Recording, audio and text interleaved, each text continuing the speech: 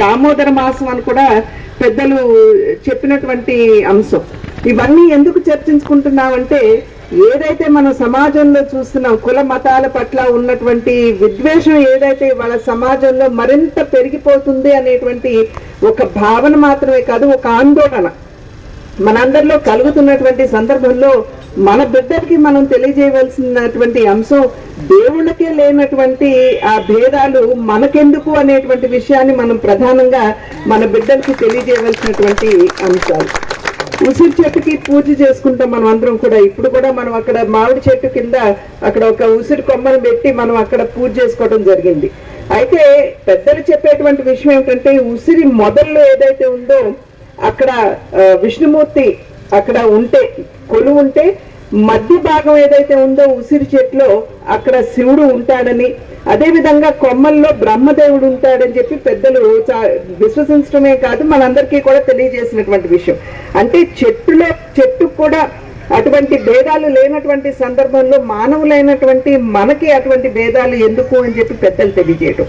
అది మాత్రమే కాకుండా పర్యావరణ పట్ల మనం చూపవలసినటువంటి గౌరవ భావాన్ని పెంచుకోవలసినటువంటి అవసరం ఉన్నటువంటి సందర్భంలో మనం అక్కడ ఉన్నటువంటి చెట్టుకి, అంటే ఉసిరి చెట్టు కావచ్చు, మామిడి చెట్టు కావచ్చు, దాని నుండి వచ్చేటువంటి గాలి మనకి ప్రాణవాయువు మెండుగా ఇస్తుంది అనేటువంటి విషయం మనందరికీ తెలియదు. కనుక ఆ చెట్ల కింద కనుక మనం వనభోజనాలు చేస్తూ ఆ చెట్లకి పూజ చేసినట్లయితే ఖచ్చితంగా మన ఆరోగ్యం మీద కూడా దాని మంచి ప్రభావం ఉంటుంది అని చెప్పి పెద్దలు గుర్తించి మనకొక సాంప్రదాయంగా, ఎందుకంటే సాధారణంగా ఊరికినే చెప్తే మనం విశ్వసించలేము. తులసి అంటే లక్ష్మీదేవి స్వరూపం, ఉసిరి చెట్టు అంటే విష్ణుదేవుడి స్వరూపం. కనుక ఈ రెండింటికి పెళ్లి చేస్తూ మనం మామిడి చెట్టు కింద కనుక ఉన్నట్లయితే మనకి చాలా మంచిది, మనకి పుణ్యం అని చెప్పి పెద్దలు చెప్పడం మాధ్యమంగా మనకి తెలియజేసినటువంటి విషయం ఏంటంటే, ప్రకృతిని కనుక ఉంది అని చెప్పి పెద్దలు చెప్పినటువంటి విషయం. ఇవాళ రోజులో మనం చూసినట్లే ఎటువంటి గౌరవం లేకుండా చెట్లని నరికివేయడం ఇవన్నీ కూడా మనం చూస్తున్నాం.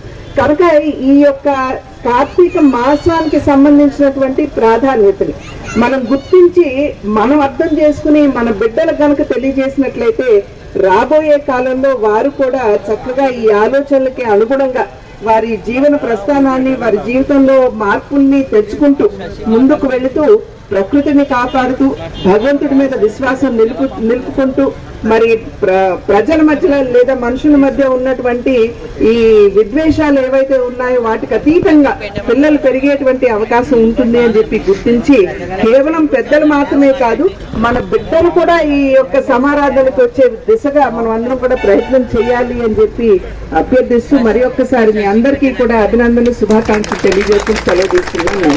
ఉన్నారు అన్న ఒక కారణం చేత వేయట్లేదన్నదే నాకు తెలిసిన విషయం.